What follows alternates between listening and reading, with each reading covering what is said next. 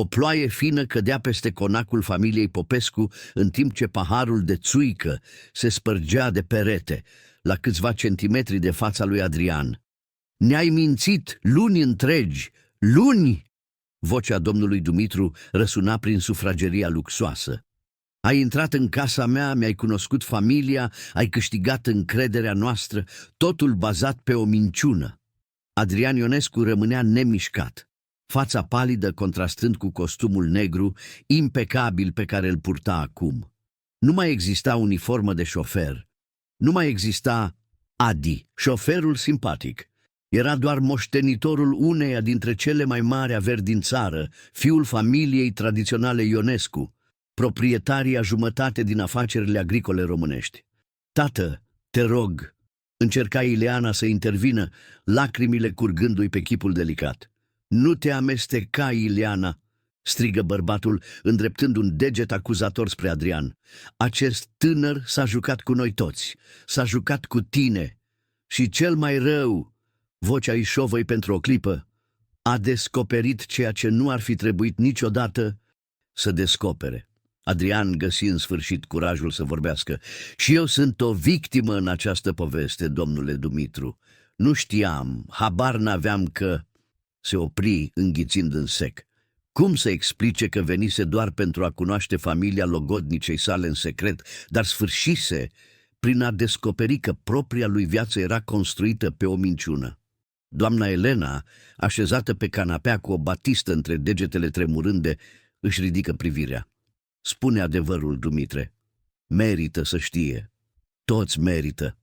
În centrul camerei, o fotografie veche, îngălbenită, zăcea pe măsuța de cafea, dovada care schimbase totul.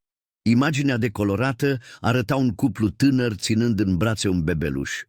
Un bebeluș care avea să devină Adrian Ionescu. Ce ai face dacă ai descoperi că cei pe care îi consideri dușmani ar putea fi de fapt adevărata ta familie? Cum ai reacționa dacă ai realiza că persoana pe care o iubești este implicată, chiar și indirect, în secrete care ți-au definit întreaga existență? Furtuna se intensifica afară, la fel și tensiunea din încăpere. În câteva minute, vieți întregi urmau să fie redefinite și nimic, absolut nimic, nu va mai fi ca înainte. Cu 3 luni înainte, Adrian Ionescu privea Bucureștiul de la înălțimea biroului său din vârful uneia dintre cele mai înalte clădiri de pe Calea Victoriei. La 32 de ani, conducea un imperiu de afaceri început de bunicul său în domeniul agriculturii și extins de tatăl său în multiple sectoare. Chipeș, rezervat și discret, Adrian evita reflectoarele care îl însoțeau în mod natural pe cineva de poziția lui socială. "Elicopterul este pregătit să decoleze în 15 minute, domnule," îl informă secretara sa prin ușa întredeschisă. Adrian dădu din cap, ajustându-și ceasul de lux de la încheietură, în timp ce contempla orașul. Întâlnirea de la Constanța avea să fie scurtă, doar o formalitate pentru a finaliza achiziția unei alte fabrici de procesare. Viața lui era o succesiune nesfârșită de negocieri, călătorii și întâlniri. O viață pe care mulți o invidiau, dar care lui îi se părea tot mai goală, cu excepția Ilenei. Un zâmbet involuntar îi apăru pe buze când se gândi la ea. Se cunoscuseră cu puțin peste un an în urmă la o expoziție de artă contemporană la Muzeul Național de Artă al României. Ea, o curatoare de artă independentă. El, un patron reluctant târât de consiliul director la un eveniment caritabil. Întâlnirea întâmplătoare în fața unei instalații controversate se transformase într-o dezbatere aprinsă, care se încheiase cu cafele, cine și eventual o relație pe care amândoi au decis să o țină departe de ochii publicului. Ileana Popescu nu era impresionată de averea lui. De fapt, părea inconfortabilă cu stilul de viață pe care îl ducea el. Venind dintr-o familie tradițională, dar cu avere modestă, din Transilvania, ea își construise cariera prin merit propriu. Autenticitatea ei era o gură de aer proaspăt în lumea artificială în care trăia Adrian. "Adrian, totul e pregătit pentru mâine?" Vocea lui Radu, cel mai bun prieten și avocatul companiei, îi întrerupse gândurile. Cred că da, răspunse întorcându-se să-și înfrunte prietenul. Dar încă mă întreb dacă e chiar o idee bună. Radu închise ușa biroului și se apropie. Băi, frate, știi că asta e nebunie curată, nu? Să te deghizezi în șofer doar ca să cunoști familia ei înainte de a o cere în căsătorie. Adrian oftă, trecându-și mâna prin părul negru și bine tuns. Știu, pare nebunie, dar Ileana vorbește mereu despre familia ei cu atâta drag și, în același timp, inventează mii de scuze pentru a nu mă prezenta părinților. Spune că sunt prea simpli, că se vor simți intimidați. Și crezi că e ceva în neregulă cu asta? Întrebă Radu încruntându-se. Nu știu să explic, e o intuiție. Uneori primește apeluri și iese din cameră pentru a răspunde. Se comportă ciudat după aceea. Menționează probleme de familie, dar nu explică niciodată. Adrian se uită din nou pe fereastră. Și mai e ceva. Am descoperit că va vizita părinții în acest weekend în Sighișoara. Organizează petrecerea de aniversare a 60 de ani a tatălui ei. Și tu, în loc să ceri să mergi împreună ca o persoană normală, ai decis să te infiltrezi ca șofer de aplicație. Genial, ironiza Radu. Nu e chiar așa. Agenția de turism a companiei a organizat totul. Ea crede că firma îi oferă un șofer particular, ca o favoare, pentru a o duce până la Sighișoara. Adi va fi responsabil să rămână la dispoziția familiei pe tot parcursul weekendului. Adrian zâmbi la planul său. Voi avea șansa să-i cunosc fără presiunea de a fi iubitul milionar. Vreau să văd cum sunt ei cu adevărat, să înțeleg de ce Ileana este atât de protectoare cu ei. Radu clătină din cap. Adrian, asta e invazie de intimitate. Și dacă te descoperă, vor fi doar 3 zile. După aceea îmi voi dezvălui identitatea. Îi voi cere mâna oficial și voi explica totul. Va fi chiar amuzant. Adrian încerca să se convingă pe sine însuși la fel de mult ca pe prietenul său. Te-ai gândit vreodată că poate are motive legitime pentru a ține lucrurile separate? Nu toată lumea vrea să amestece lumi diferite. Adrian scoase o cutiuță de catifea din buzunar și o deschise. Un inel cu diamant străluci intens. Vreau să fim o familie, Radu, și pentru asta trebuie să înțeleg familia ei. Avocatul ridică mâinile în semn de capitulare. Bine, nu voi mai încerca să te conving. Dar amintește-ți că nu ești actor. Cum vei susține acest personaj timp de 3 zile? M-am gândit la asta. Îmi voi lăsa părul mai dezordonat. Voi purta ochelari, barbă nerasă și mai ales voi folosi accentul transilvanean pe care l-am învățat de la primul meu șofer de la Cluj. Adrian zâmbi. În plus, cine acordă atenție șoferilor? Sunt practic invizibili pentru oamenii de clasă înaltă. Și acesta este exact tipul de gândire care poate face totul să meargă prost, avertiza Radu. Ești sigur că ea nu a arătat niciodată fotografia ta familiei? Și dacă cineva te recunoaște din reviste sau de pe internet? Ileana a fost întotdeauna rezervată despre relația noastră, iar familia ei trăiește într-o realitate complet diferită. Domnul Dumitru are un mic han în Sighișoara. Doamna Elena este profesoară pensionară. Ei nu frecventează aceleași cercuri care m-ar putea recunoaște. Radu își verifică ceasul. Elicopterul tău așteaptă. Ultima șansă de a renunța la această nebunie. Adrian își puse inelul în buzunar și își luă geanta. Voi merge mai departe cu planul. Ce ar putea merge prost? Tu, dacă ai fi în locul lui Adrian, ai folosi un astfel de deghizament pentru a cunoaște familia persoanei iubite? Este etic să creezi o identitate falsă, chiar și cu intenții bune? Sau ar trebui Adrian să respecte pur și simplu limitele stabilite de Ileana? Drumul care șerpuia printre dealurile Transilvaniei era deosebit de frumos în acea dimineață de sâmbătă. Adrian, acum transformat în simpaticul șofer Adi, conducea SUV-ul negru cu pricepere, în timp ce o observa discret pe Ileana prin oglinda retrovizoare. Părea tensionată, verificându-și constant telefonul și răspunzând la mesaje cu o expresie îngrijorată. "Sunteți bine, doamnă? Păreți îngrijorată?" riscă Adrian, folosind un accent transilvanean pronunțat și un limbaj mai simplu decât vocabularul său rafinat obișnuit. Ileana își ridică privirea ca și cum ar fi uitat pentru un moment că nu era singură în mașină. "Sunt bine, mulțumesc, doar câteva probleme de familie de rezolvat." "Familia e așa, nu-i așa? Mereu e ceva." Adrian zâmbi prietenos. "Eu am 5 frați. Îi deja bubă la noi acasă când ne strângem toți." Aceasta era parte din personalitatea fictivă pe care o crease pentru Adi, fiul unei familii numeroase și simple din Transilvania, muncitor dedicat care trimitea bani pentru a-și ajuta părinții în vârstă. O poveste care, spera el, ar genera simpatie și deschidere pentru conversații. "Ești din Transilvania?" întrebă Ileana, părând sincer interesată pentru prima dată de când intrase în mașină în București, cu 4 ore înainte. "No, ăsta e adevărul! Născut și crescut în Cluj. Am venit în capitală să-mi încerc norocul acum vreo 5 ani. Compania m-a trimis să vă iau pentru că cunosc bine drumurile astea."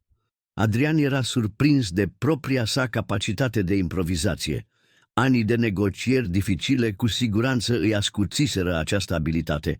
"Sighișoara este minunată, o să-ți placă," comentă Ileana, punându-și în sfârșit telefonul deoparte. "Am trecut pe acolo odată rapid, dar n-am avut niciodată timp să cunosc cum trebuie. Se zice că mâncarea-i făină." Acest lucru îi smulse un zâmbet sincer Ilenei. "Mama face cel mai bun bulț cu brânză de burduf pe care l-ai gustat vreodată." "Acum chiar mi-ați făcut poftă. Mergeți acasă la familie?" "Da, aniversarea tatălui meu, 60 de ani." Ea ezită pentru un moment. "Scuză-mă, dar am uitat numele tău." "Adi, doamnă." "Adrian, dar toată lumea îmi spune Adi." Un licăr de ceva indefinibil trecu pe fața Ilenei când auzi numele, dar se recompuse rapid. "Ei bine, Adi, vei avea ocazia să guști din mâncarea mamei mele. Sunt sigură că vor rămâne multe bunătăți de la petrecere." Adrian simți o urmă de vinovăție. Aceasta era Ileana pe care o cunoștea și o iubea, amabilă, luând în considerare chiar și bunăstarea șoferului, și el o înșela. Când au ajuns în sfârșit la intrarea în Sighișoara, cu străzile sale pietruite și casele medievale, Adrian a trebuit să recunoască că locul era fermecător. Bisericile istorice, magazinele de artizanat, străzile înguste, totul avea un aer de autenticitate care contrastă cu lumea artificială în care trăia. "E aici, poți să virezi la dreapta pe drumul acela," indică Ileana când au trecut de centrul istoric. Drumul îngust conducea către o proprietate fermecătoare situată la o oarecare distanță de centrul turistic. O poartă de lemn rustică avea o plăcuță sculptată Hanul Popescu. Locul era simplu, dar incredibil de primitor, cu grădini bine îngrijite și o casă principală în stil tradițional transilvanean. Înainte ca Adrian să oprească complet mașina, o doamnă cu păr grizonat și șorți cu model floral apăru pe verandă. Ochii ei străluciră când o văzu pe Ileana, care abia așteptă ca mașina să se oprească pentru a sări și a alerga în brațele deschise ale mamei sale.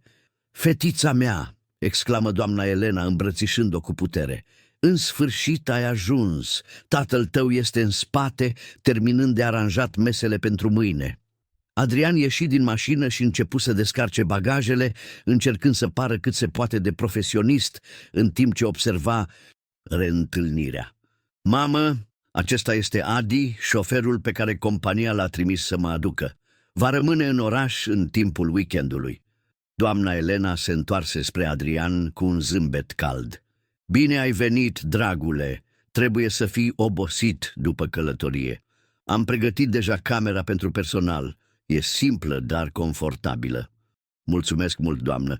Sunteți foarte amabilă," răspunse Adrian, cărând bagajele și urmându-le pe cele 2 femei în casă.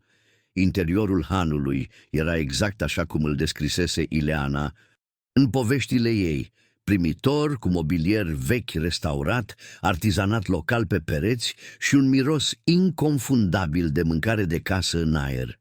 Cu toate acestea, Adrian observă ceva ce Ileana nu menționase niciodată.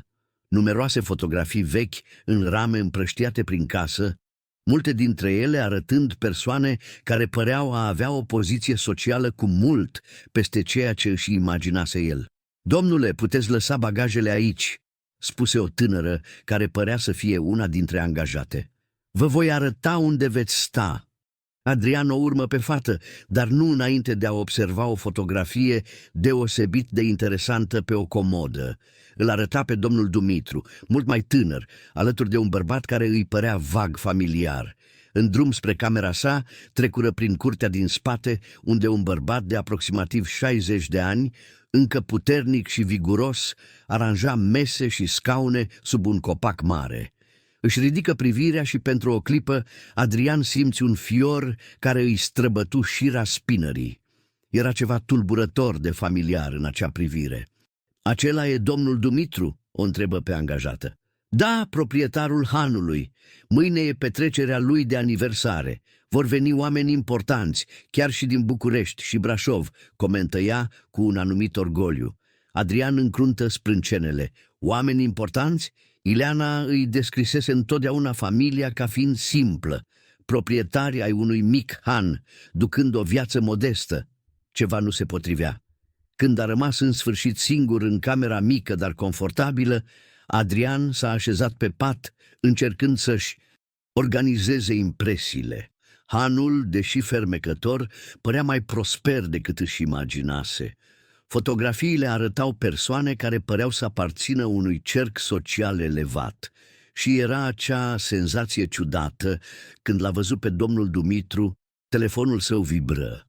Era un mesaj de la Radu. "Cum merge operațiunea James Bond?" Adrian răspunse rapid. "Ciudat, foarte diferit de ce mă așteptam. E ceva ce nu are sens." Răspunsul veni imediat. "Încă mai e timp să renunți la această nebunie." Adrian își puse telefonul deoparte când auzi bătăi în ușă. Era doamna Elena cu o tavă. "Ți-am adus ceva de mâncare, dragul meu. Trebuie să-ți fie foame după călătorie." "Vai, mulțumesc mult, doamnă. Nu trebuia să vă deranjați." "Nici de cum. Toți cei care lucrează aici sunt ca familia." Ea așeză tava pe o măsuță mică. Erau cozonac proaspăt, brânză de burduf și cafea aburindă. "Dumitru vrea să vorbească cu tine mai târziu, pentru a stabili orarul și locurile unde va trebui să o duci pe Ileana în timpul weekendului." "Desigur, nicio problemă," răspunse Adrian, observând-o atent pe doamnă. Avea o eleganță naturală care nu se potrivea cu imaginea pe care și-o formase din descrierile Ilenei. Când doamna Elena plecă, Adrian luă o bucată de cozonac și mușcă gânditor. Weekendul promitea să fie mult mai intrigant decât planificase. "Ai avut vreodată senzația că cineva apropiat ascundea ceva important? Cum ai reacționa dacă ai realiza că imaginea pe care ți-ai construit-o despre familia cuiva pe care îl iubești ar putea să nu corespundă realității? Și care ar fi motivul pentru care Ileana aparent minimiza statutul social al familiei sale?" Cina de sâmbătă seara a fost servită pe veranda spațioasă din spatele hanului. Adrian, încă în rolul de Adi șoferul, a fost invitat să se alăture familiei, un gest care l-a surprins pozitiv, dar i-a întărit impresia că era mult mai mult în această familie decât lăsase Ileana să se înțeleagă. Masa era aranjată cu o eleganță discretă. Farfurii de ceramică artizanală, tacâmuri de argint vechi și pahare de cristal formau un ansamblu care dezvăluia bun gust și o anumită afluență. În afară de Ileana, părinții ei și Adrian, mai era și Mihai, fratele mai mare al Ilenei, care sosise din Brașov cu puțin înainte de cină. "Așadar, Adi," începu domnul Dumitru, în timp ce doamna Elena servea un robust tocăniță de miel. "Ileana spune că vei rămâne cu noi până luni?" "Exact, domnule Dumitru. Compania m-a instruit să rămân la dispoziția domnișoarei Ileana pe tot parcursul weekendului," răspunse Adrian. menținându-și accentul forțat și postura mai umilă. Și ce faci când nu conduci?" întrebă Mihai, observându-l cu curiozitate. Era ceva în privirea lui care l-a făcut pe Adrian să se simtă inconfortabil.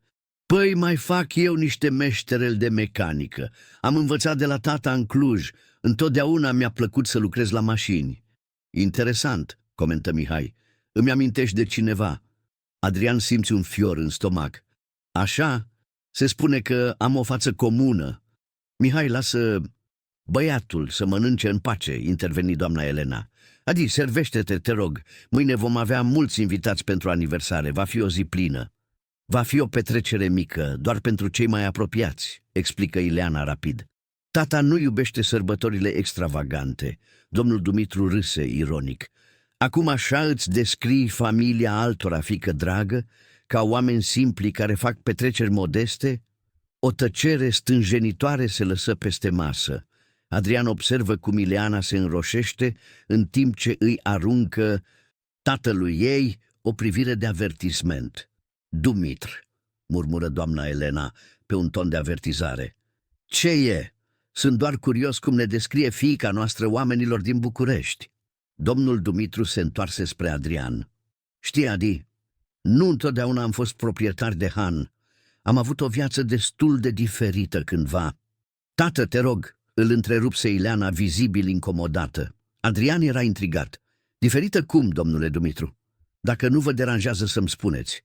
Bărbatul mai în vârstă îl studie pe Adrian pentru un moment, ca și cum ar evalua cât de mult ar putea dezvălui. Am fost odată o familie proeminentă în domeniul construcțiilor. Aveam una dintre cele mai mari companii din Transilvania, dar au fost complicații. Am decis să ne schimbăm viața, să începem din nou aici în Sighișoara. Important e că suntem fericiți acum, completă doamna Elena, încercând în mod evident să încheie subiectul. Adi, mai vrei puțin tocăniță? Conversația a derivat spre subiecte mai ușoare după aceea, dar Adrian nu se putea opri din a se gândi la ce tocmai auzise. De ce ascunsese Ileana acest detaliu important despre familia ei? Ce-ar fi acele complicații menționate de tatăl ei? După cină, în timp ce toți luau cafea pe verandă, Ileana primi un telefon și se îndepărtă pentru a răspunde.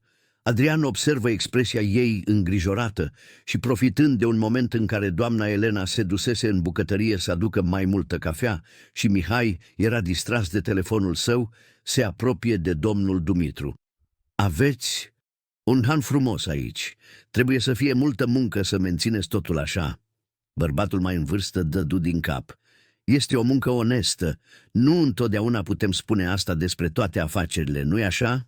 Era ceva în tonul lui care suna aproape ca o provocare. Adrian se simți brusc expus, de parcă domnul Dumitru ar putea vedea prin deghizarea sa. Cu siguranță, cinstea e foarte importantă, răspunse cu precauție. Domnul Dumitru luă o ramă foto de pe o măsuță apropiată și o contemplă pentru un moment, înainte de a-i o arăta lui Adrian. Fotografia înfățișa o familie elegantă în fața unei case impunătoare. Domnul Dumitru mai tânăr, doamna Elena, un adolescent care trebuie să fi fost Mihai și o Ileana copil. Aceasta era casa noastră din Cluj, înainte ca totul să se schimbe, explică el cu o urmă de melancolie. Adrian examină fotografia cu atenție. În fundal, parțial vizibilă, era o altă casă care îi părea ciudat de familiară. Cunoști casa aceea din fundal?" întrebă domnul Dumitru, urmărindu-i privirea. Nu, adică îmi pare vag familiară, dar era vila familiei Ionescu. Eram vecini. Domnul Dumitru studia intens reacția lui Adrian. O familie puternică. Patriarhul Constantin Ionescu era partenerul meu de afaceri și cel mai bun prieten, până când ne-a trădat. Adrian simți cum pământul îi fuge de sub picioare. Constantin Ionescu era tatăl său, decedat în urmă cu 5 ani.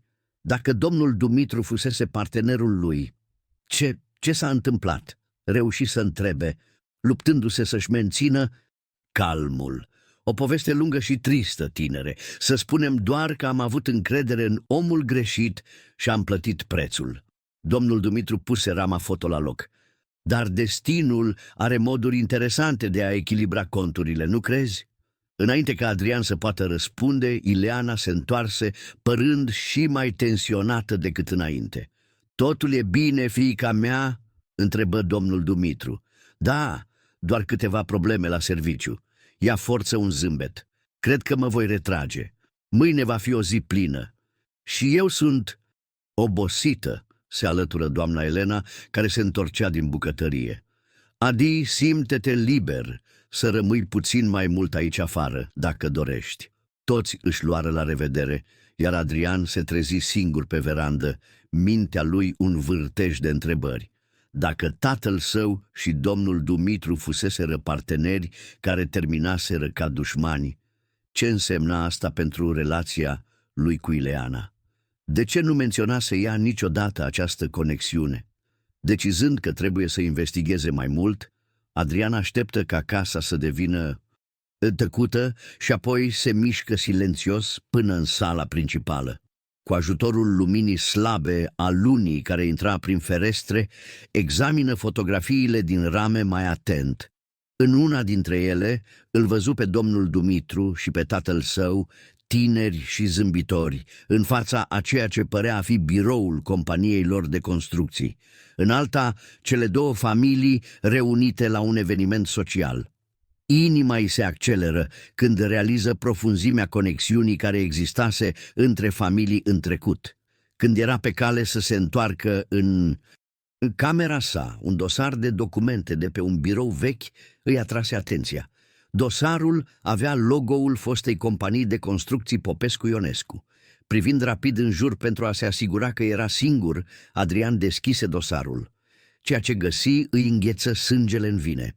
Printre documentele vechi era un certificat de naștere. Numele său era acolo, Adrian Ionescu, dar numele părinților nu erau Constantin și Maria Ionescu, așa cum crezuse întotdeauna. Numele enumerate erau Dumitru și Elena Popescu. Adrian, simți cum lumea se învârte în jurul său. Cum era posibil? Fusese adoptat? Dar de ce? Și de ce nu i-au spus niciodată? O voce apăru în întuneric, făcându-l să tresară. Ai găsit ce căutai. Adrian? Inima aproape îi se opri când se întoarse și îl găsi pe Mihai stând în ușa sălii, cu brațele încrucișate și o expresie gravă. Cum am știut cine ești cu adevărat? Mihai intră în cameră, închizând ușa în urma sa. Te-am recunoscut în momentul în care te-am văzut. Ești Leit, tatăl tău, tatăl nostru. Adrian, simți ca și cum ar fi primit un pumn în stomac. Deci e adevărat, eu sunt fratele meu mai mic? Da, fiul pe care părinții noștri credeau că l-au pierdut pentru totdeauna. Mihai arătă spre certificatul de naștere. Dar se pare că ai fost furat, nu pierdut. Asta n-are niciun sens. Adrian își trecu mâna prin păr, amețit. De ce părinții mei, adică familia Ionescu, ar face asta? E o poveste lungă, dar cred că meriți să știi. Mihai oftă profund. Doar promitem că nu vei întrezi toată casa, în special pe Ileana. Ea nu are nicio idee despre toate astea. Adrian în cuvință, incapabil să vorbească. Mihai indică două fotolii în colțul camerei. Totul a început cu parteneriatul dintre tatăl nostru și Constantin Ionescu, începu Mihai cu voce joasă. Ei au construit un imperiu împreună, erau ca frații, apoi mama a rămas însărcinată cu tine, al doilea fiu. În același timp, Maria Ionescu a descoperit că nu mai putea avea copii. Pe măsură ce Mihai nara povestea, un adevăr înfricoșător ieșea la iveală. O trădare de afaceri, milioane deturnate, un scandal mușamalizat și în mijlocul tuturor acestora un bebeluș dispărut, dat drept mort părinților săi adevărați, dar de fapt crescut de familia care distrusese financiar familia Popescu. Părinții noștri au pierdut totul, concluzionă Mihai. Compania, reputația, aproape au ajuns la închisoare și te-au pierdut pe tine. A fost prea mult pentru ei de suportat. Ne-am mutat aici, am început de la zero. Și Ileana? Adrian reuși în sfârșit să întrebe. Ea știe ceva despre asta? Nu, Era foarte mică când s-a întâmplat totul. Părinții noștri nu i-au spus niciodată toată povestea, doar că au existat neînțelegeri comerciale cu familia Ionescu. Nici măcar nu știe că a avut un alt frate. Adrian simți greață. Și acum suntem îndrăgostiți, fără să știm că suntem frați? Completă Mihai cu o privire ciudată. Dar nu sunteți. Acesta este un alt detaliu al acestei povești bizare. Cum adică? Ileana a fost și ea adoptată. Părinții noștri au adoptat-o când avea doar 1 an, după ce te-au pierdut pe tine. Erau devastați și un bebeluș a apărut pentru adopție. Ei au văzut-o ca pe un semn. Adrian, simți un val de ușurare, imediat urmat de mai multă confuzie. Deci eu și Ileana nu avem nicio legătură de sânge? Nu. Dar asta nu face situația mai puțin complicată, nu-i așa? Tu ești fiul biologic al familiei Popescu, crescut de Ionescu, care au ruinat familia noastră. Ea este fiica adoptivă a familiei Popescu, fără să știe acest fapt. Și voi sunteți împreună, fără ca ea să aibă habar cine ești tu cu adevărat. Greutatea adevărului era copleșitoare. Adrian, simți lacrimi în ochi. De ce îmi spui toate astea acum? De ce nu m-ai confruntat în fața tuturor? Mihai privi pe fereastră înainte de a răspunde. Pentru că am văzut cum te uiți la sora mea. Este aceeași privire pe care o am eu pentru soția mea. Și pentru că cred că toată lumea merită să știe adevărul despre originile lor. El făcu o pauză. În plus, părinții noștri sunt bătrâni. Resentimentul lor a durat deja prea mult. Ce ar trebui să fac acum? Întreba Adrian, simțindu-se complet pierdut. Asta doar tu poți decide, dar dacă o iubești cu adevărat pe Ileana, cred că ea merită să știe adevărul, tot adevărul, înainte să mergi mai departe.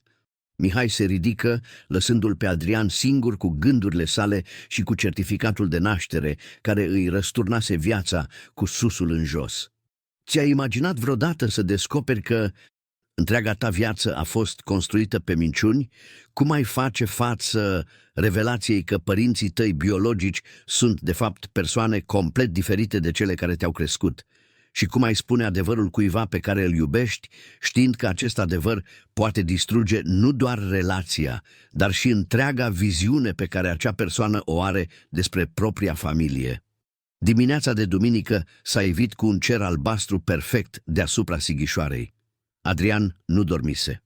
Petrecuse întreaga noapte în camera sa, recitind certificatul de naștere pe care Mihai îi permisese să-l ia cu el și încercând să proceseze avalanșa de revelații. La ora 6 dimineața, nemai putând suporta să stea închis, ieși să se plimbe prin grădinile hanului. Aerul proaspăt al dimineții în Transilvania avea o aromă particulară de pământ umed și cafea proaspăt fiartă. În orice alte circumstanțe ar fi găsit-o reconfortantă. N-ai putut dormi? Adrian se întoarse, tresărind. Domnul Dumitru, tatăl său biologic, conform documentelor, stătea la câțiva metri în spatele lui și el îmbrăcat pentru ziua respectivă. Nu, domnule, răspunse Adrian, nesigur cum să acționeze. Ar trebui să-și mențină deghizarea sau ar trebui să-l confrunte cu ceea ce descoperise. Nici eu, mărturisi bărbatul mai în vârstă. Ajunul aniversării îmi aduce mereu amintiri, unele bune, altele mai puțin. Adrian respiră adânc. Nu mai avea sens să se prefacă. Știți cine sunt, nu-i așa? O tăcere lungă se întinse între ei. În cele din urmă, domnul Dumitru dădu din cap încet. Din momentul în care a intrat pe poartă, un tată nu uită niciodată fața fiului său, chiar și după atâția ani. Cuvintele îl loviră pe Adrian ca o lovitură fizică. De ce nu ați spus nimic? Ce-ar fi trebuit să spun? Bună, ești fiul meu care mi-a fost furat acum 30 de ani de bărbatul care mi-a distrus viața?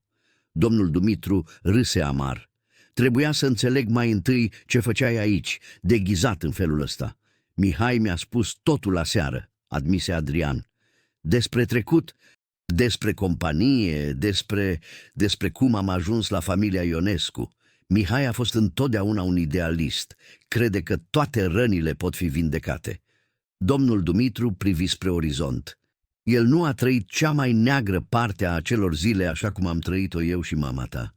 E adevărat?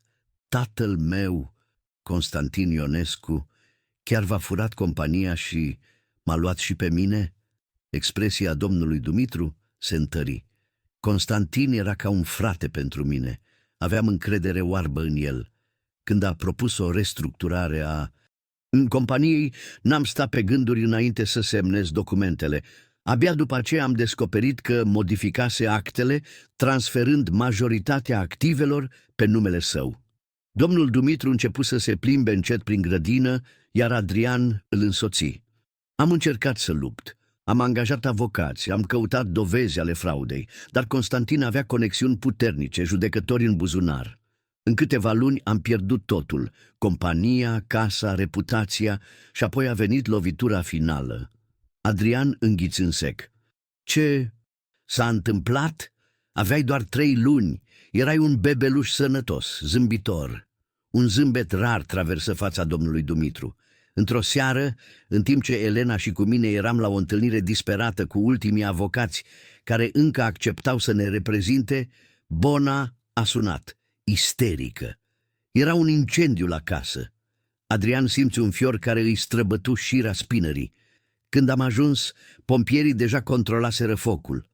Aripa casei unde era camera ta era complet distrusă. Au găsit rămășițe care a făcut să credem că erai mort. Dar nu era niciun corp, concluzionă Adrian îngrozit. Nu, doar cenușă și câteva bucăți dintr-un pătuț ars. În confuzia, în cenușa, nimeni n-a pus întrebări, mai ales pentru că poliția, controlată și ea de Constantin, a închis rapid investigația ca accident electric. Domnul Dumitru făcu o pauză, vocea sa tremurând. Abia după ani, când eram deja aici în Sighișoara, reconstruindu-ne viețile, un fost gardian al vilei familiei Ionescu, beat într-un bar, a început să vorbească despre cum ajutase la falsificarea unui incendiu și la ducerea unui bebeluș la noua sa casă. Ați aflat și n-ați făcut nimic? Adrian nu-și putea stăpâni indignarea. Ce să fac? Aveai aproape 10 ani atunci. Erai crescut ca moștenitor al unui imperiu. Părinții tăi adoptivi, în ciuda a tot, păreau să te iubească sincer și eu nu aveam cum să dovedesc nimic. Domnul Dumitru îl privi direct pe Adrian. Plus era Ileana. Ea fusese salvarea noastră după ce te-am pierdut pe tine. Elena și cu mine am decis să o protejăm de toată această poveste sordidă. Adrian se așeză pe o bancă de piatră, simțind greutatea tuturor acestor revelații. Deci Ileana chiar nu știe că e adoptată? Nu. A venit la noi când avea doar 1 an. În toate aspectele care contează, ea este fiica noastră. Și ea nu știe nimic despre mine? Despre adevărata mea identitate? Știe că familia Ionescu ne-a ruinat în trecut, dar nu cunoaște toate detaliile și cu siguranță nu știe cine ești tu cu adevărat. Domnul Dumitru îl observă pe Adrian cu atenție. Ce intenționezi să faci acum? Ai venit aici să te răzbuni, să expui totul și să distrugi pacea pe care am construit-o? Adrian clătină din cap, confuz. Nici măcar nu știam toată povestea asta până ieri. Am venit aici pentru că o iubesc pe fiica dumneavoastră și voiam să cunosc familia ei înainte de a o cere în căsătorie. Căsătorie?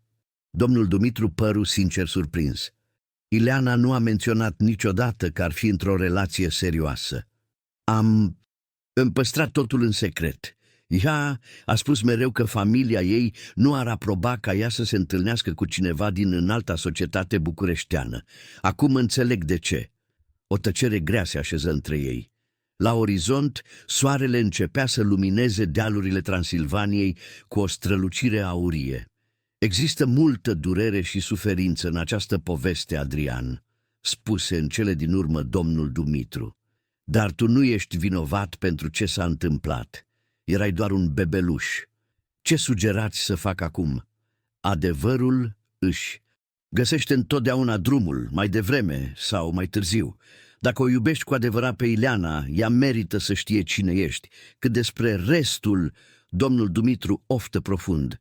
Poate e timpul ca noi toți să înfruntăm trecutul. În acel moment au fost întrerupți de doamna Elena, care venea grăbită prin grădină. Dumitre, ești aici, și Adi, de asemenea. Ea ezită văzându-i împreună, observând atmosfera încărcată. Totul e în regulă?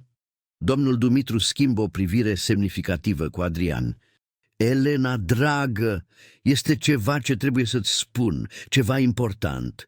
O jumătate de oră mai târziu, cei trei erau așezați în salonul privat al familiei, în spatele recepției hanului. Doamna Elena plângea în tăcere, ochii ei fixați pe Adrian, de parcă s-ar fi temut că ar putea dispărea din nou dacă și-ar abate privirea. Nu-mi vine să cred, șoptea ea în mod repetat. După toți acești ani, știu că e un șoc, mamă. Cuvântul ieși natural din gura lui Adrian, surprinzându-i pe toți, inclusiv pe el însuși. Este și pentru mine. Toată viața mea am crezut că sunt altcineva. Ce s-a întâmplat cu Constantin și Maria? Întrebă domnul Dumitru. Mai ești în contact cu ei? Constantin, tatăl meu adoptiv, a murit acum 5 ani. Infarct. Maria trăiește la Paris acum, rare ori se întoarce în România. Adrian ezită. Au fost părinți buni, în felul lor. Nu mi-a lipsit niciodată nimic. Dar am simțit întotdeauna că exista ceva nespus, o distanță emoțională pe care nu am putut-o înțelege niciodată. Acum are sens. Nu ți-au spus niciodată adevărul despre adopția ta? Întrebă doamna Elena. Nu. M-au tratat mereu ca pe un fiu biologic. Existau fotografii cu Maria însărcinată, cu o burtă falsă, povești despre nașterea mea, o întreagă ficțiune atent construită. Tăcerea care urmă fu întreruptă de bătăi în ușă. Era Mihai.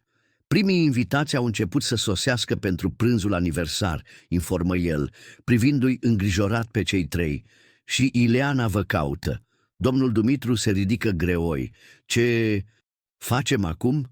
Nu putem pur și simplu să anunțăm toate astea în mijlocul petrecerii. Trebuie să-i spunem Ilenei în particular, spuse Adrian. Ea merită să știe înaintea oricui altcuiva. Sunt de acord, aprobă doamna Elena. Dar cum? Ea nici măcar nu știe că e adoptată, cu atât mai puțin că tu ești fratele ei biologic? Completă Mihai, intrând și închizând ușa. Scuzați-mă, dar am auzit o parte din conversație. Cred că trebuie să fiți sinceri cu Ileana. Despre tot. Adrian își trecu mâna peste față, simțind greutatea responsabilității. Eu voi vorbi cu ea, singur, mai întâi. Îi voi spune cine sunt cu adevărat și de ce am venit aici deghizat. Apoi, împreună, îi putem spune restul. Ești sigur? Întrebă domnul Dumitru îngrijorat. Ar putea fi un șoc prea mare pentru ea. Este mai puternică decât credeți, răspunse Adrian, și merită adevărul, oricât de dificil ar fi. Toți au fost de acord cu planul. Adrian urma să vorbească cu Ileana după prânzul aniversar, găsind un moment privat în timpul festivităților. Ceea ce niciunul dintre ei nu se aștepta era ca Ileana să suspecteze deja ceva. Când Adrian s-a întors în camera sa pentru a se schimba, a găsit-o așteptându-l, așezată pe marginea patului. Ea ținea telefonul său mobil, telefonul personal al lui Adrian Ionescu, nu telefonul preplătit pe care Adi îl folosea ca parte a deghizării sale. Am găsit asta în buzunarul hainei tale în timp ce căutam cheile mașinii, spuse ea cu răceală.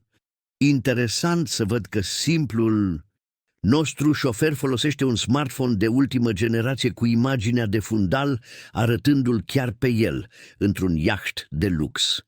Ochii ei erau umezi, un amestec de furie și durere. Cine ești tu, de fapt, și de ce minți familiei mele? Adrian simți cum lumea se prăbușește în jurul său. Momentul adevărului sosise, dar nu în modul în care planificase. Ileana, poți să explic? Te rog, explică! Își încrucișă brațele. Sunt curioasă să aflu ce fel de persoană se deghizează și minte pentru a intra în casa altor oameni. Adrian respiră adânc. Era acum sau niciodată. Numele meu este Adrian Ionescu. Sunt CEO-ul grupului Ionescu. El văzu cum ochii ei se măresc de șoc. Și sunt iubitul tău de 1 an. Ce? Ileana se ridică, clătinându-se ușor. Asta e un fel de glumă bolnavă? Nu, Ileana, sunt eu, același Adrian pe care l-ai cunoscut la Muzeul Național de Artă, care a petrecut nopți vorbind despre artă contemporană, care te-a dus în acel weekend la Brașov. El făcu un pas spre ea, dar ea se retrase. Nu, asta nu are sens. De ce ai face așa ceva? De ce te-ai deghiza în șofer? Pentru că n-ai vrut niciodată să mă prezinți familiei tale. Mereu inventai scuze. Spuneai că sunt prea simpli, că s-ar simți intimidați. Voiam să-i cunosc înainte de a te cere în căsătorie, să înțeleg de unde vii. În căsătorie? Părea uluită. Ai invadat intimitatea mea. Ai mințit familiei mele. Toate astea pentru ce? Să mă evaluezi? Să vezi dacă eram demnă să fiu o Ionescu? Nu, nu era deloc așa. Adrian își dădu seama cât de teribile păreau acțiunile sale văzute din acea perspectivă. Voiam doar să înțeleg de ce îți țineai familia atât de separată de mine. Și nu ți-a trecut prin cap să mă întrebi pur și simplu. Vocea Ilenei tremura de indignare.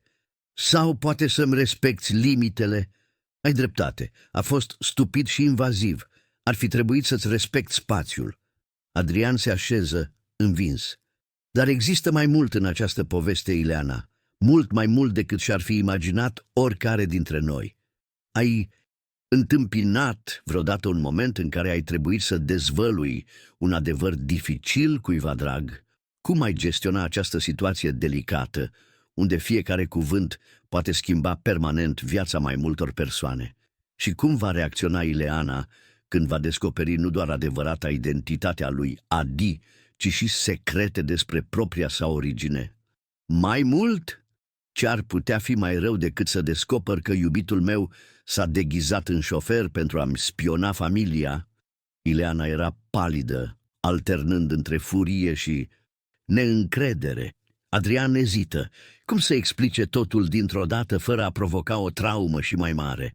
Ileana, am descoperit lucruri despre trecut, despre familiile noastre, lucruri care mi-au schimbat complet înțelegerea despre cine sunt. Despre ce vorbești? În acel moment, bătăi în ușă le întrerupseră conversația. Era doamna Elena. Ileana, invitații sosesc, dragă, avem nevoie de tine jos. Ileana îi aruncă lui Adrian o privire rece. N-am terminat această conversație și nu te gândi să pleci.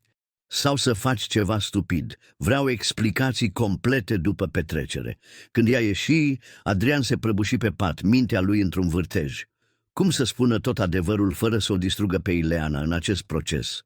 Cum să explice că părinții ei nu erau biologic părinții ei, că istoria familiei ei era împletită cu a lui în moduri pe care niciunul dintre ei nu și le-ar fi putut imagina? Decise că avea nevoie de ajutorul familiei Popescu. Acesta nu era un adevăr pe care l-ar fi putut dezvălui singur. Petrecerea de aniversare a domnului Dumitru era în plină desfășurare în grădina hanului. Aproximativ 50 de persoane circulau printre mese elegant decorate, un bufet cu mâncare tradițională transilvaneană și o mică formație cântând muzică populară românească. Adrian observa de la distanță, remarcând cum Ileana menținea o fațadă perfectă de gazdă fericită, deși ochii ei îl căutau ocazional cu un amestec de furie și confuzie. Reuși să obțină un moment singur cu Mihai, lângă barul improvizat. A descoperit cine sunt, mi-a găsit telefonul personal. Mihai fluieră încet. Și restul, despre adopția ei, despre tine fiind fratele nostru? N-am avut șansa să-i spun. Petrecerea a început și... Adrian clătină din cap. Cum să spui așa ceva? O va distruge. Adevărul poate răni, dar minciunile distrug. Crede-mă, știu asta. Mihai luă o înghițitură din băutura sa. Voi vorbi cu părinții noștri. După petrecere ne vom întâlni cu toții. Unele adevăruri trebuie înfruntate colectiv. Următoarele ore au fost o tortură pentru Adrian.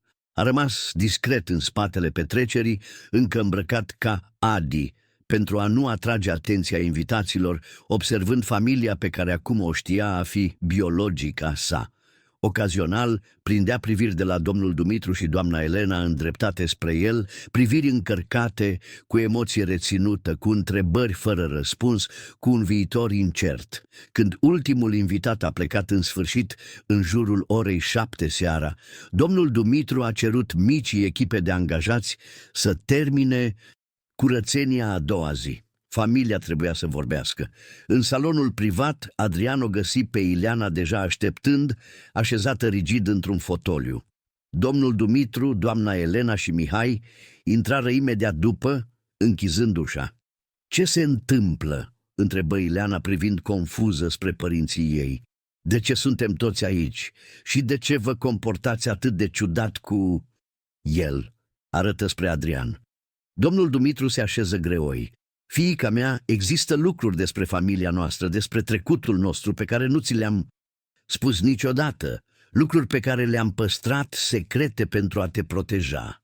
"Ce fel de lucruri?" Vocea Ilenei trăda aprehensiune. "Pentru început," interveni Adrian blând, "numele meu este într-adevăr Adrian Ionescu. Sunt CEO-ul grupului Ionescu și da, sunt bărbatul cu care te-ai întâlnit în ultimul an." "Am înțeles deja această parte," îl întrerupse Ileana. "Ce nu înțeleg este de ce ai făcut asta. Pentru că voiam să cunosc familia ta înainte de a te cere în căsătorie. Părea o idee bună atunci, dar acum văd cât de invaziv și greșit a fost. În căsătorie," Ileana repetă încet, ca și cum ar testa ideea. "Dar există mai mult, fiică," continuă doamna Elena, luând mâna Ilenei între ale sale. "Ceva ce ar fi trebuit să-ți spunem cu mult timp în urmă." În minutele următoare, într-o conversație atent condusă, domnul Dumitru și doamna Elena au dezvăluit adevărul.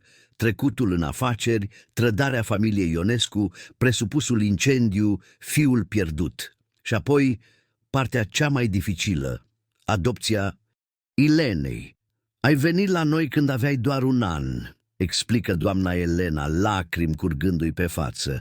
"Mama ta biologică era o tânără nepoată a unui prieten de-al nostru, fără condiții să crească un copil. A fost o adopție legală, dar am decis să nu spunem nimănui. Pentru noi, tu erai pur și simplu fiica noastră, în toate sensurile." Ileana părea în stare de șoc. "Deci eu nu sunt cu adevărat o Popescu?" Vocea ei era doar o șoaptă. "Tu ești o Popescu," accentuă domnul Dumitru. "Sângele nu definește familia, fiica mea, dragostea definește. Și noi te-am iubit din primul moment în care te-am ținut în brațele noastre." Adrian interveni cu blândețe. "Și mai există o parte a acestei povești. Privi spre familia Popescu, care încuviință în semn de aprobare. Conform documentelor pe care le-am găsit, eu sunt fiul biologic al lui Dumitru și Elena, bebelușul pe care ei credeau că l-au pierdut în incendiu." Ileana a pălit și mai mult. Ai fi fratele meu?"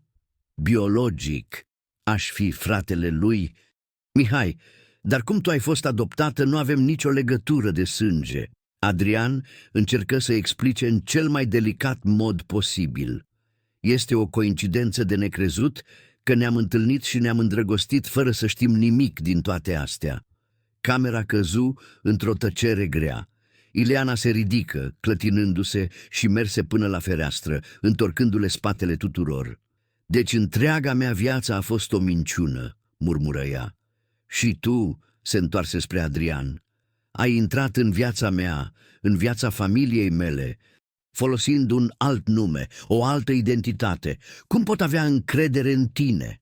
Cum pot avea încredere în cineva acum?" "Am făcut ce am crezut că e mai bine, fiică," spuse doamna Elena cu vocea tremurând. "Am vrut să te protejăm." "Să mă protejați? Sau să vă protejați secretul?" Ileana își șterse lacrimile furioase. "Voi doi," arătă spre părinții ei, "mi-ați ascuns adevărata identitate timp de 29 de ani. Iar tu," se întoarse spre Adrian, "mi-ai mințit în momentul în care ți-a convenit." "Ileana, îți înțeleg furia." Adrian se ridică, dar păstră distanța, respectându-i spațiul. "Nu am scuze pentru ce am făcut. A fost o greșeală teribilă, dar să știi că sentimentele mele pentru tine au fost întotdeauna adevărate, din prima zi." "Cum pot crede asta acum? Cum pot crede orice?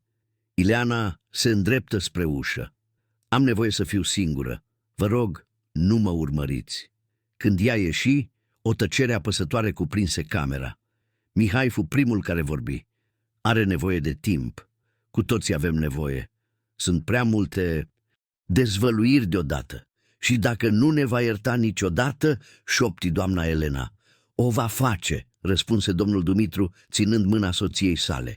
Fiica noastră este puternică, întotdeauna a fost. Adrian simți un val de vinovăție inundându-l.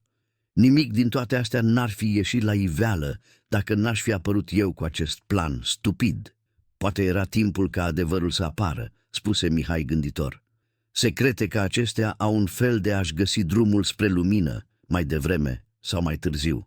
Adrian își trecu mâna peste față. Ce fac acum?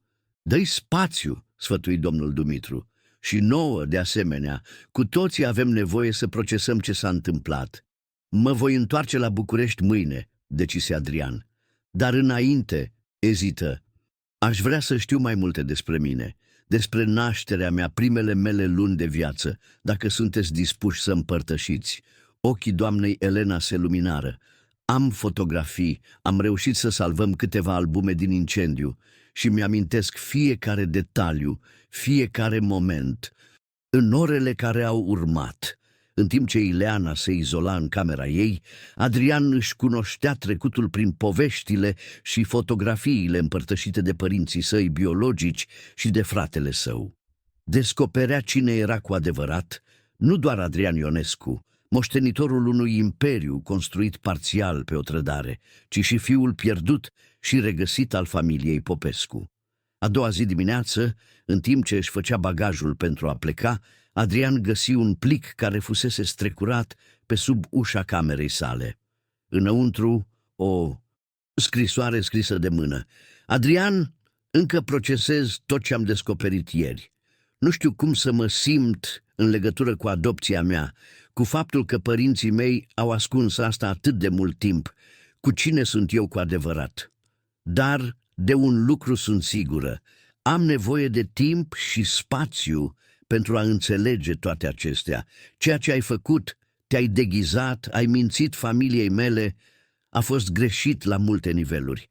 Dar înțeleg că și tu ai fost victima unor minciuni mult mai mari. Și înțeleg de asemenea că, într-un mod întortocheat, planul tău a sfârșit prin a aduce la lumină adevăruri care poate nu ar fi ieșit niciodată la iveală în alt mod. Nu știu ce se va întâmpla cu noi doi. Nu știu dacă voi putea să te privesc fără să văd toate aceste complicații, fără să-mi amintesc de modul în care ne-am cunoscut cu adevărat, dar știu că ceea ce am simțit pentru tine în acest an a fost real. Și asta îmi dă speranța că poate putem găsi un drum prin acest labirint de adevăruri dezvăluite. Te rog, dă-mi timpul de care am nevoie. Mă voi întoarce la București într-o săptămână. Poate atunci vom putea vorbi din nou, cu minți mai clare și inimi mai calme. Ileana Adrian reciti scrisoarea de mai multe ori, un amestec de ușurare și aprehensiune punând stăpânire pe el. Exista o cale spre reconciliere, deși lungă și incertă. Înainte de a pleca, și-a luat rămas bun de la familia Popescu, părinții săi biologici și fratele său. Îmbrățișări lungi și emoționante, promisiuni de a păstra legătura, planuri, tentative pentru viitor. O familie sfâșiată cu 30 de ani în urmă, începând ezitant să se reconecteze. Indiferent de ce se va întâmpla între tine și Ileana, spuse domnul Dumitru ținându-și fiul de umeri, vei avea întotdeauna un loc aici cu noi. Mulțumesc, tată, răspunse Adrian, cuvântul încă ciudat în gura sa, dar cumva corect. O săptămână mai târziu, în apartamentul său din București, Adrian aștepta anxios. Ileana confirma că se întorsese în oraș și acceptase să se întâlnească cu el pentru a discuta. Când soneria sună, inima îi tresări. Ileana era diferită, ceva în ochii ei se schimbase, o nouă maturitate, poate o anumită melancolie, dar și o determinare pe care nu o văzuse înainte. Mulțumesc că ai venit, spuse Adrian, conducând-o pe terasa care oferea o priveliște panoramică a orașului. Am vorbit mult cu părinții mei în această săptămână, începu ea, refuzând politicos paharul de vin pe care îl oferi. Chiar și cu tot ce s-a întâmplat, nu pot să nu-i iubesc. Au făcut greșeli, ca noi toți, dar mi-au oferit o viață plină de dragoste și siguranță. Te iubesc cu adevărat. Da, și asta e ceea ce contează, la urma urmei. Ea îl privi direct. M-am gândit mult și la noi doi. La ce s-a întâmplat la Sighișoara, la ultimul an petrecut împreună. Adrian așteptă abia respirând. Ce ai făcut a fost greșit, Adrian, dar îmi dau seama că, în mare parte, și tu ai fost o victimă în toată această poveste și nu pot ignora ce simt pentru tine. Ce spui, Ileana? Spun că poate, cu timp, răbdare și multă onestitate, putem găsi un drum împreună. Ea scoase ceva din buzunar. Era cutia de catifea cu inelul pe care el plănuise să îl dea. Am găsit asta în haina ta împreună cu telefonul. Adrian luă cutia, surprins. Nu mă așteptam la asta. Nu spun da, clarifică Ileana rapid. Spun că vreau să încerc, să o luăm de la capăt, să-l cunosc pe adevăratul Adrian Ionescu, fără deghizări sau secrete, și să-ți permit să o cunoști pe adevărata Ileana, care, ca să fiu sinceră, încă descoper cine este. Adrian simți un val de speranță străbătându-i corpul. Putem începe încet, pas cu pas. Pas cu pas, fu de acord ea, oferindu-și mâna. În săptămânile și lunile care au urmat, Adrian și Ileana și-au reconstruit relația pe fundații de adevăr și transparență. În același timp, Adrian construia noi relații cu familia sa biologică nou descoperită. Un prânz de duminică pe lună în Sighișoara a devenit tradiție.